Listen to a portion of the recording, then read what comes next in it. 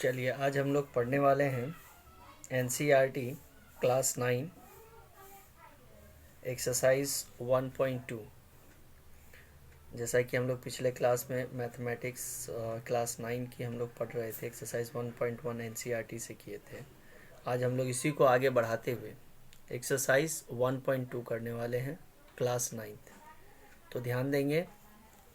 तो सबसे पहले हम लोग क्वेश्चन पे आते हैं। ये देखिए एक्सरसाइज 1.2 है। अब हम लोग क्वेश्चन को पढ़ते हैं। देखिए क्या है। State whether the following statements are true और false, justify your answers. Right. देखिए सिर्फ यहाँ पे ट्रू फॉल्स कह देने से काम नहीं चलेगा। ट्रू फॉल्स कहने के साथ साथ आपको ये भी बताना है ट्रू है तो है क्यों, फॉल्स है तो है क्यों।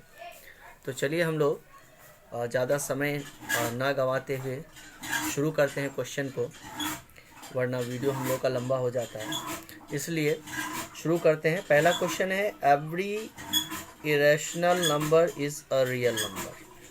क्या कहा गया? Every irrational number is a real number. तो चलिए देखते हैं क्या प्रत्येक इरेशनल नंबर एक रियल नंबर होता है क्या? Every irrational number is a real number. तो याद होगा आप लोगों को, हमने पहले वाली वीडियो में भी आप लोगों को रियल नंबर के बारे में बताया था। तो आप लोग अच्छी तरीके से जानते हैं कि रियल नंबर, ये देखिए लिख रहे हैं रियल नंबर। ठीक है। रियल नंबर बेसिकली हम लोग दो भागों में बांटते हैं। एक तो होता है आपका रैशनल और दूसरा होता है इर्रेशनल। इर्रेशनल, ध्यान दीजिएगा।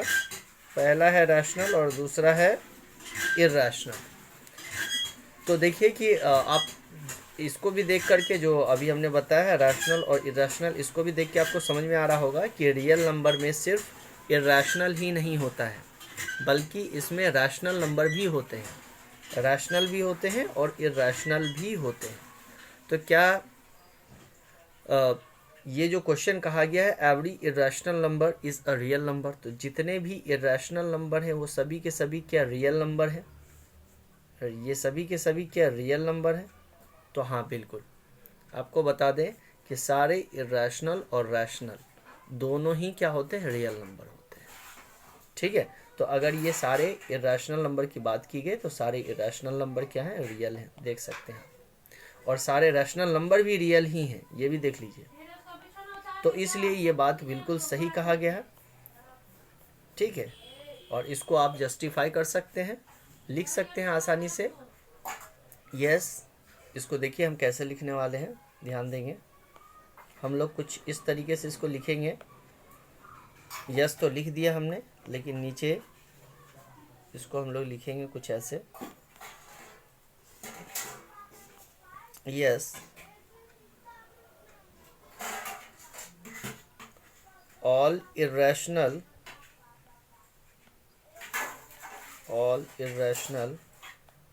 and rational collection or rational numbers collection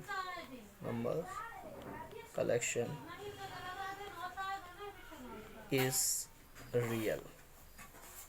ठीक है। हम लोग लिखते हैं yes all irrational and rational numbers collection is real. Simple शब्दों में हमने कह दिया कि सारे रैशनल और इरेशनल नंबर के जो कलेक्शन होते हैं सबको मिलाकर जो हम लोग कहते हैं, तो क्या कहते हैं? ये हो गया रियल नंबर। यानी रियल नंबर में दो तरह के नंबर मिलेंगे, या तो रैशनल या तो इरेशनल। अगर सारे रैशनल नंबर की बात की जाए तो वो भी रियल में है, सारे इरेशनल नंबर की बात की जाए तो वो भी रियल में है, नो डाउट। ठीक है, क्योंकि ये दोनों ही रियल नंबर है। अब हम बात करते हैं क्वेश्चन नंबर 2 पे आते हैं। क्वेश्चन नंबर 2 की बात करें, क्वेश्चन नंबर 2 में कहा गया है every point on the number line is of the form under root m where m is a natural number. m is a natural number. देखिए इसमें यह है कि जितने भी नेचुरल नंबर हैं, क्या वो सभी के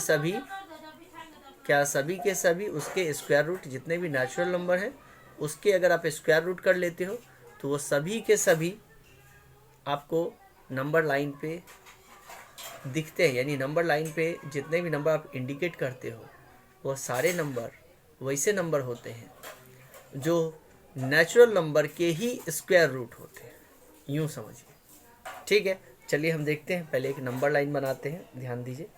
इस तरीके से मानिए हमने नंबर लाइन बनाया, यहाँ पे 0 लिखा, इस ओर हम दाहिनी ओर लिखते हैं 1 2 3 4 5, यानी जितने भी पॉजिटिव नंबर्स हैं वो राइट साइड है। उसके बाद लेफ्ट साइड में क्या होता है, नेगेटिव नंबर्स दिखते हैं, यानी नेगेटिव इंटीजर्स इधर। तो आप देखिए कि नेगेटिव इंटीजर्स जो हैं इस तरफ है। अच्छा, आप ये अच्छे तरीके से जानते हैं कि नेचुरल नंबर सभी के सभी पॉजिटिव होते हैं, और इन सबों का स्क्वायर रूट अगर आप करते हो तो सभी के सभी पॉजिटिव आएंगे। क्या आएंगे, पॉजिटिव। तो आप जरा यहाँ पे देखेंगे कि पॉजिटिव वाले तो आपको, सॉरी इधर नहीं, इधर से, यहाँ से देखिए, पॉजिटिव नंबर वाले जितने हैं वो सब इस तरफ है, नंबर लाइन में पॉजिटिव नंबर इधर। तो इतना दूर तो ये सही कह दिया गया कि आपका इतना दूर जो है ये सभी के सभी पॉजिटिव इंटीजर्स हैं, तो ये तो सही बात हो गई। लेकिन इस तरफ की हम बात करें तो इधर सभी के सभी क्या है, नेगेटिव है, बाईं ओर नेगेटिव नंबर्स है। तो अगर किसी पॉजिटिव नंबर का, आप ऐसे समझो, किसी भी पॉजिटिव नंबर का आप स्क्वायर रूट लोगे, पॉजिटिव ही आएगा, पॉजिटिव ही आएगा। तो पॉजिटिव नंबर का स्क्वायर रूट भी आप लेते हो, सभी के सभी पॉजिटिव आते हैं, जो कि इस तरफ आपको देखने को मिलेंगे। लेकिन क्या नेगेटिव में वो नंबर आएगा, नहीं आएगा, कभी नहीं आएगा, नेगेटिव में नहीं आएगा। दूसरी बात ये है कि अगर आपने इंटीजर को पढ़ रखा है पहले भी, तो आप ये बखूबी जानते हैं कि इंटीजर जो है नेगेटिव में भी होते हैं और पॉजिटिव में भी, यानी वैसे नंबर जो नेगेटिव में भी हैं आपको देखने को पॉजिटिव में भी मिलते हैं, और 0 including 0, all the positives negatives including 0 are integers. तो आप ये देखिए कि नंबर लाइन पे आपको इंटीजर्स फॉर्म, यानी जो नंबर मिलते हैं वो इंटीजर्स फॉर्म में मिलते हैं। तो सिंपल सी बात है कि सारे इंटीजर्स आपके नेचुरल नंबर नहीं हो सकते, ये हमने पहले भी डिस्कस कर लिया है। तो स्वाभाविक सी बात है, ये बात जो कहा गया है, every point on the number line is of the form under root m, is of the form under root m where m is the natural number, ये पॉसिबल नहीं हो सकता है। जिधर तक पॉजिटिव नंबर है उधर तक के लिए तो ठीक है, लेकिन नेगेटिव वाले तरफ यानी लेफ्ट साइड में जब आप आते हैं नंबर लाइन में, तो पाते हैं कि इसको ये सेटिस्फाई नहीं कर पा रहा है, इस वाले हिस्से को सेटिस्फाई नहीं कर पा रहा, तो ये फॉल्स हो जाता है आपका। इसको आप लिख देंगे फॉल्स, ये देखिए, ये आपको लिख देना है false.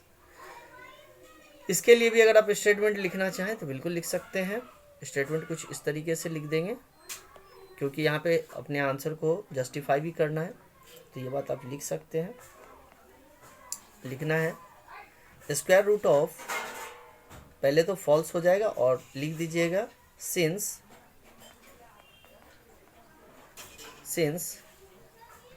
Square root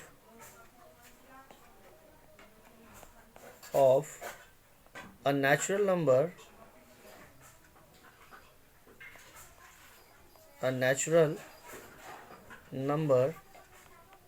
is always positive। ठीक है, इसका कारण आप क्या लिख दिए, क्योंकि हम जानते हैं कि स्क्वायर रूट किसी भी पॉजिटिव नंबर का हम लेते हैं तो वो हमेशा पॉजिटिव ही होता है। तो हमारा नेगेटिव वाला नंबर फिर कहाँ गया, नंबर लाइन में तो नेगेटिव नंबर भी होते हैं, तो नेगेटिव नंबर की तो आप बात ही नहीं की है, तो ये बात गलत हो गई। चलिए नंबर 3 में आते हैं। 3 में कहा गया every real number is an irrational number. ये देखिए ये क्या कह दिया, फिर वही बात आ गई। ठीक है, अब इसी क्वेश्चन को जब ध्यान दीजिएगा, irrational number is a real number, irrational number is a real number, पहला वाला क्वेश्चन। दूसरा क्वेश्चन है real number is an irrational, एक दूसरे का ठीक उल्टा है। आप जानते हैं रियल नंबर में, देखिए यहाँ रियल नंबर में रैशनल भी हैं, अभी तुरंत बताए हैं, रैशनल भी हैं और इरेशनल भी हैं। इरेशनल भी हैं। तो क्वेश्चन ये कहा गया है कि सारे रियल नंबर इरेशनल हो जाएंगे। संभव है आप सारे रियल नंबर को आप इरेशनल कह सकते हो क्या? अगर सारे रियल नंबर इरेशनल हो जाएंगे तो फिर रैशनल नंबर कहाँ गए? क्योंकि रैशनल नंबर भी तो इसमें है। रियल नंबर किन चीज़ों से मिलकर बना है? रैशनल और इरेशनल। तो स्वाभाविक सी बात है कि रियल नंबर जब हम कह रहे हैं तो इसका मतलब हम रैशनल और इरेशनल दोनों की बात कर रहे हैं। तो अगर कोई ये कह देता है कि सारे इरेशनल नंबर रियल हैं, कहाँ है? कोई कह देता है सारे रैशनल नंबर रियल, हाँ है। लेकिन अगर कोई ये कह देता है कि सिर्फ जो रियल नंबर हैं वो सिर्फ इरेशनल ही हैं, तो गलत बात है। ऐसे समझिए, मैं उमेश प्रसाद सिंह का लड़का हूँ, रंजय सिंह उमेश प्रसाद सिंह का लड़का है, रंजय सिंह उमेश प्रसाद सिंह का लड़का है और जंजय सिंह भी उमेश प्रसाद सिंह का लड़का है। तो कोई अगर ये कह देगा कि सिर्फ रंजय सिंह ही उमेश प्रसाद सिंह का लड़का है, तो ये गलत है ना, दोनों है ना। बात समझ रहे? हाँ, लेकिन अगर इसी को कोई उलट कर बोलता है कि रंजय सिंह उमेश प्रसाद सिंह का लड़का है, तो ये सही है। अगर कोई ये कहता है रंजय सिंह उमेश प्रसाद सिंह का लड़का है, तो सही है। लेकिन अगर कोई ये कहता है सिर्फ रंजय सिंह ही उमेश प्रसाद सिंह का लड़का है, तो गलत है। या कोई ये भी कहता है कि उमेश प्रसाद सिंह का सिर्फ एक ही लड़का है, वो है रंजय सिंह, तो ये भी गलत है। या जंजय सिंह, तो ये भी गलत है। यानी कि अगर रियल नंबर को कहते तो रियल नंबर के दो लड़के, एक है रैशनल और दूसरा इरेशनल, तो रियल नंबर के दो लड़के हैं ना। तो अगर कोई ये कहता है कि रियल नंबर को सिर्फ एक ही लड़का है इरेशनल, गलत है ना। तो ये बात यहाँ पे कहा गया है कि every real number is an irrational, सारे रियल नंबर जो है ना इरेशनल ही होंगे, तो गलत बात है ना। सारे रियल नंबर इरेशनल नहीं है, क्योंकि रियल नंबर के अंदर रैशनल भी होते हैं, तो ये बात गलत है। यहाँ लिखिए फॉल्स, यहाँ लिखिए फॉल्स, और फिर उसके बाद आप इसके लिए कुछ स्टेटमेंट लिख दीजिए, कुछ ऐसी बात लिख दीजिए जो आप अपने आंसर को जस्टिफाई करने के लिए सपोर्ट में देना चाहते हो। तो अपने आंसर को जस्टिफाई करने के लिए आप लिखिएगा कि ठीक यही स्टेटमेंट, आप चाहें तो पहला वाला स्टेटमेंट को भी रिपीट कर सकते हैं, क्योंकि इसमें ये चीज़ स्पष्ट हो जाती है। फिर भी आप लिखेंगे real number consist of rational and irrational,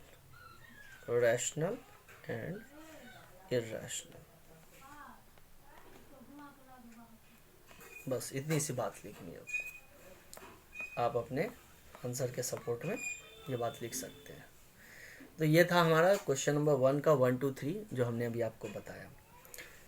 एकदम से आसान और एकदम से सिंपल चीज़। अगर आप पहला वीडियो देख चुके हैं हमारा, तो इसको अभी जितना बताने की इतनी ज़रूरत भी नहीं पड़ेगी, आप खुद ही कर लेंगे, आराम से कर लेंगे। चलिए क्वेश्चन नंबर 2 पे हम आते हैं। क्वेश्चन नंबर 2 पे देखें क्या है। क्वेश्चन नंबर 2 हमारा कह रहा है, चलिए इसका थोड़ा सा कलर चेंज कर लेते हैं।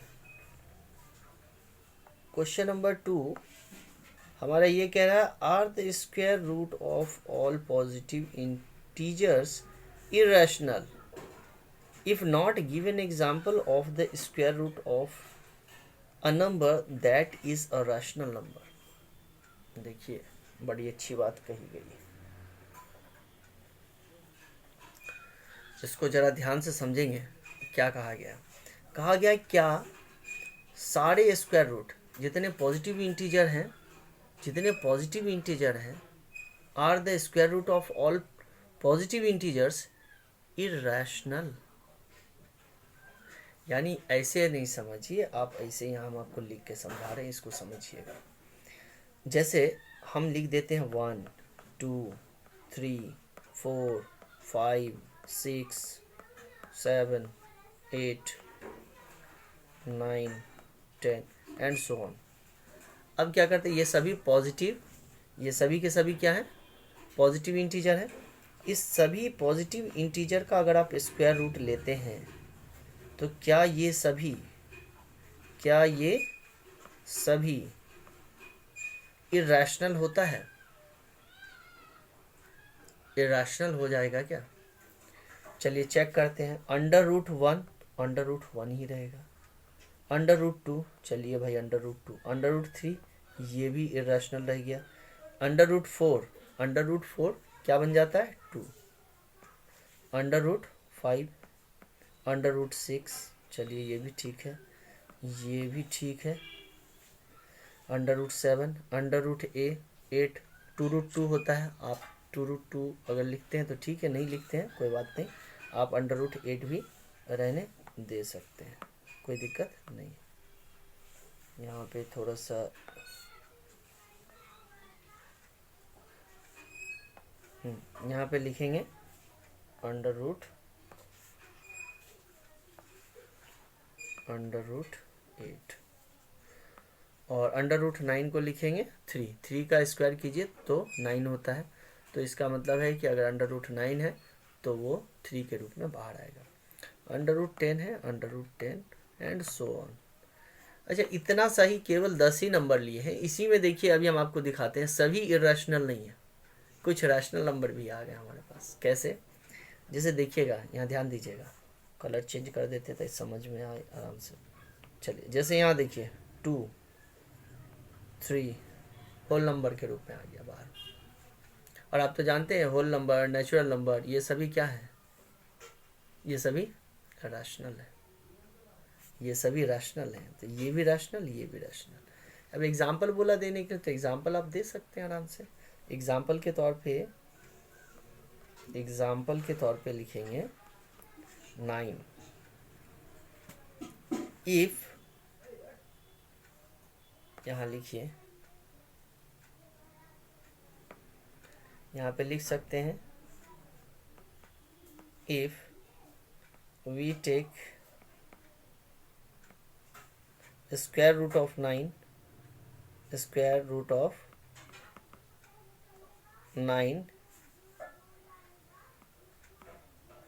we find it is rational। ठीक है, ये बात आपको लिखना चाहे लिख देंगे। ठीक है, कि अगर हम 9 को ले लेते हैं तो हम पाते हैं कि अगर इसका स्क्वायर रूट करते हैं तो वो क्या हो जाता है, वो हो जाता है रैशनल। इसी तरीके से अगर हम 4 को लेते हैं तो वो भी हो जाता है। तो हमने देखा कि ये जरूरी नहीं कि सारे पॉजिटिव इंटीजर्स के स्क्वायर रूट एक इरेशनल नंबर ही होंगे, क्योंकि कुछ ऐसे भी नंबर आएंगे जिसका आप स्क्वायर रूट करेंगे और वो एक होल नंबर के रूप में आ जाएगा या नेचुरल नंबर के रूप में आ जाएगा। और होल नंबर, नेचुरल नंबर हमने पिछले क्लास में, आप लोग मेरा पीछे का वीडियो एक बार जरूर देखिए, उसमें हमने बता रखा है किस तरीके से रैशनल के अंदर आपके सारे के सारे जितने भी होल नंबर हैं, जितने नेचुरल नंबर हैं, जितने पॉजिटिव इंटीजर हैं, जितने नेगेटिव इंटीजर हैं, सो ऑन, वो सारे उसके अंदर आते हैं रैशनल के अंदर। तो ये सारी बातें हमने उसमें डिस्कस की है। तो चलिए, ये भी आपका 3 नंबर का ये 2 नंबर क्वेश्चन था, 2 नंबर भी आपका हो गया। चलिए, ये आपको इतना लिखना नहीं है, ये सब आपको जो अभी हम अंडरलाइन करें इतना नहीं लिखना, आपको ये नीचे वाला बात लिखना है। ठीक है, और ये एग्जाम्पल भी नहीं लिखना है, यहाँ सीधे आप लिख सकते हैं if we take square root of 9 we find it is a rational. एक एग्जाम्पल देके हमने बता दिया कि आपके पॉजिटिव, जितने पॉजिटिव इंटीजर हैं उसी में से एक पॉजिटिव इंटीजर उठाते हैं और उसका स्क्वायर रूट करके चेक करते हैं तो हम लोग पाते हैं कि वो इरेशनल नहीं होता है, रैशनल हो जाता है। तो इसलिए ये बात कहना गलत है कि सारे पॉजिटिव इंटीजर के स्क्वायर रूट एक इरेशनल नंबर बनेंगे। हाँ बनेंगे, इरेशनल बनते हैं, कन्फर्म, लेकिन सभी बनते हैं ऐसा नहीं, उसमें से कुछ रैशनल भी निकलते चले जाते हैं। ये ध्यान दिया, यहाँ पे कहा गया है कि सारे ही हो जाते हैं, सारे नहीं होते हैं भाई, देख रहे हो आप।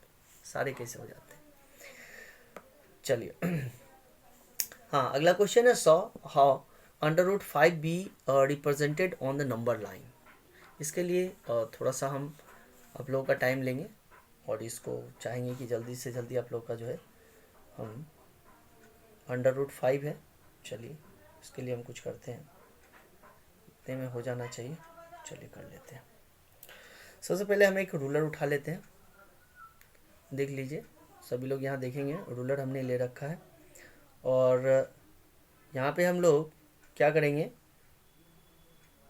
कि 4 यूनिट का एक लाइन लेंगे। 4 यूनिट का एक लाइन लेने वाले हम लोग। यहाँ से रखिए स्केल को, आपको समझ में आएगा ज़्यादा बेहतर। 4 यूनिट का यहाँ से ले लेते हैं लाइन। चलिए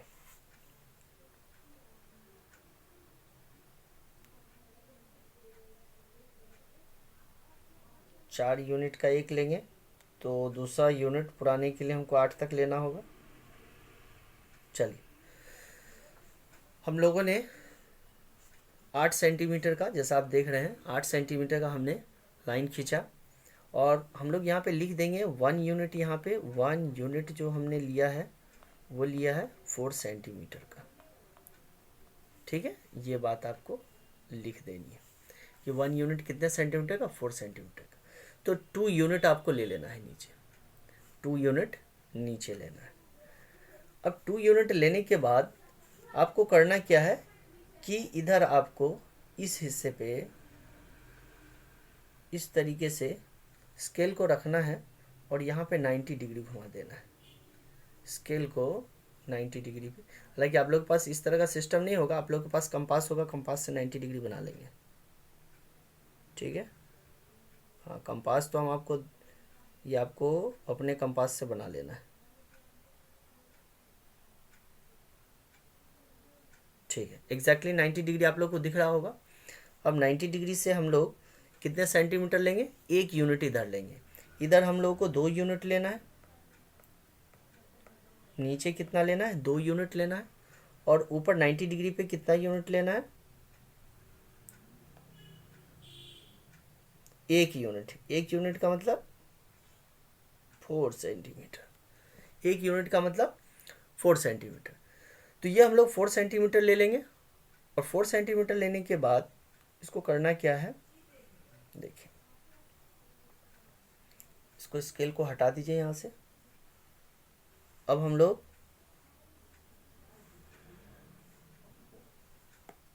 फोर सेंटीमीटर लेने के बाद अब हम लोग इसको मिलाएंगे कुछ इस तरह से। देखिए मिल गया। अब इसको मिलाने के बाद हम लोग को करना क्या है, ये देखिए। सबसे पहली बात तो ये लाइन जो हम लोगों ने खींच रखा था, इस लाइन पे हम लोग को आगे भी खींचना है। ठीक है, ये लाइन आगे तक लेके जाना है। ठीक है, अब करना क्या है कि अब आपको, क्योंकि हमारे पास तो इस तरह का भी ज्योमेट्री ये कंपास है नहीं, तो आपको जो है कंपास से यहाँ तक माप लेना है, यहाँ से लेकर यहाँ तक मापना है। क्योंकि हमारे टूल्स में उपलब्ध भी नहीं है कंपास जो हम आपको, लेकिन आपको क्या करना है कि कंपास के माध्यम से ये जितनी दूरी होगी, देखिए हम आपको स्केल लेके दिखा देते हैं, ज़्यादा बेहतर होगा समझने में अगर स्केल से माप दें तो। सपोज कीजिए ये आपका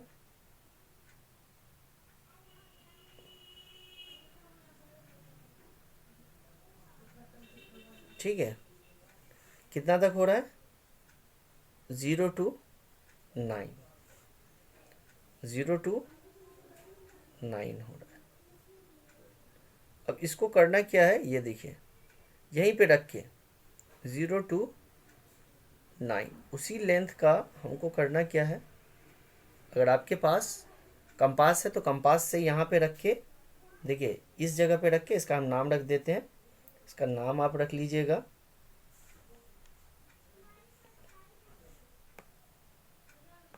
इसका नाम रख लीजिए ए, इसका नाम रखिएगा ए, इसका नाम रखिए बी, और अब जो बनाने जा रहे हैं उसका नाम रख लीजिए सी और इसका नाम मानिए कि ओ रख लिया हमने। ठीक है, तो चलिए अब हम लोग देखते हैं कि ए से ओ यानी ए ओ की जो लेंथ हुई है, आपको अपने कंपास में क्या करना है। देखिए आपके पास जो कंपास होगा उस कंपास में करना क्या है आपको कि ओ ए का लेंथ मेज़र करना है कंपास से, यानी यहाँ से यहाँ तक, जिसको आप डिवाइडर भी बोलते हैं। यहाँ से देखिए हम निशान लगा दिए ए से ओ तक, आप डिवाइडर को रख के माप लेंगे। ठीक है, और मापने के बाद फिर क्या करेंगे,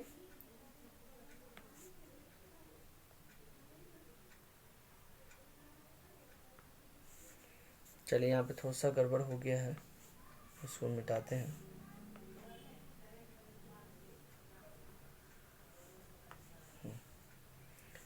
पे नाम रख लिया हमने, इसका नाम ओ रख लिया हमने।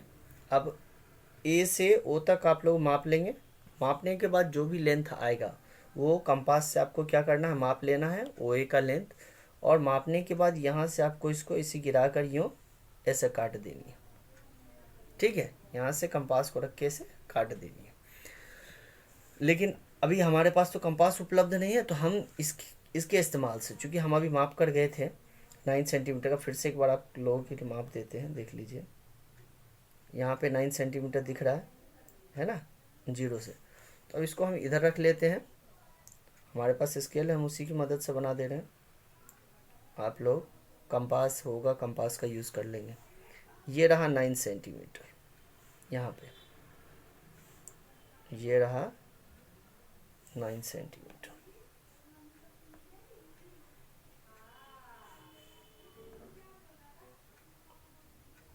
ये हमारा 9 सेंटीमीटर, बहुत छोटा सा निशान दिए, ये 9 सेंटीमीटर। ये हमने कहाँ से कहाँ तक, जो ए ओ का लेंथ है वही हमने यहाँ से लेकर के कहाँ तक मापा है, यहाँ तक। इसका नाम रख देते हैं, मानिए सी। जो दूरी हमने मापा है इसका सी रख दिया हमने। अब ए से सी तक की जो दूरी है, ए से सी तक की जो दूरी है वो कितनी है, √5। कितनी है, √5। तो इसका मतलब ये है कि ये हम लोग यहाँ पे ऐसे करके जब काटेंगे डिवाइडर से, तो यहाँ से कटेगा, ये वाला लाइन नहीं कटेगा। ये तो हम लोग ऐसे अंदाज पे लिखे थे, ये आपका कटना चाहिए यहाँ पे।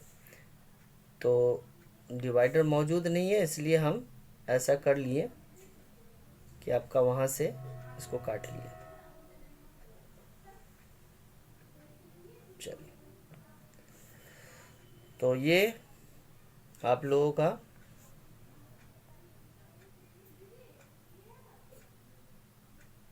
ठीक है, ये हम लोगों का ए से सी का डिस्टेंस हो गया। तो हम लोग लिख सकते हैं ए सी इज इक्वल टू √5। ठीक है, और ओ बी कहाँ है, ओ बी आपका यहाँ है। यहाँ से यहाँ तक जो ओ बी आया है वो कितना यूनिट है, 1 यूनिट है। इसको लिखेंगे 1। इसको बाहर की तरफ से आप लिख सकते हैं, नीचे 2 यूनिट है, ये 1 यूनिट है। इसको लिखिए 1 यूनिट। ठीक है, इतना तक सही है, आप लोगों का बन चुका है। तो आप लोग लिख देंगे ए सी इज इक्वल टू √5। ये आपका बन गया, और इसमें अब आपको कुछ नहीं करना है। और ये जो आपने यहाँ पे लाइन खींचा है, ये ध्यान रखिएगा, ये 90 डिग्री का एंगल होता है। ये कितने डिग्री का एंगल है, 90 डिग्री का। आपको याद रहे हमने 90 डिग्री माप के यहाँ पे 1 यूनिट लिया था, यानी 4 सेंटीमीटर हमने लिया था। 1 यूनिट इज इक्वल टू, हमने लिखा भी था ऊपर, 1 यूनिट इज इक्वल टू यहाँ क्या है, 4 सेंटीमीटर। ये बात आपको नोट कर देंगे। तो ये आपका क्वेश्चन नंबर 3 था। क्वेश्चन नंबर 3 को हमने बनाया। ठीक है, चलिए आज के लिए बस इतना ही रखते हैं। ये एक्सरसाइज आपका एक्सरसाइज 1.2 कंप्लीट हो गया। ठीक है, आप लोग स्क्रीनशॉट लेना चाहें तो ले सकते हैं, तो छोटा कर दे रहे हैं। चलिए, तो नीचे का भी अगर आप लेना चाहें क्वेश्चन नंबर 3 का, तो इसको भी आप लोग ले सकते हैं, कोई दिक्कत नहीं है, यहाँ से भी ले सकते हैं। ठीक है, चलिए आज के लिए इतना ही। अगले वीडियो में फिर नए एक्सरसाइज के साथ मिलते हैं। और हाँ, सभी लोग चैनल को लाइक और सब्सक्राइब जरूर करें। Have a good day.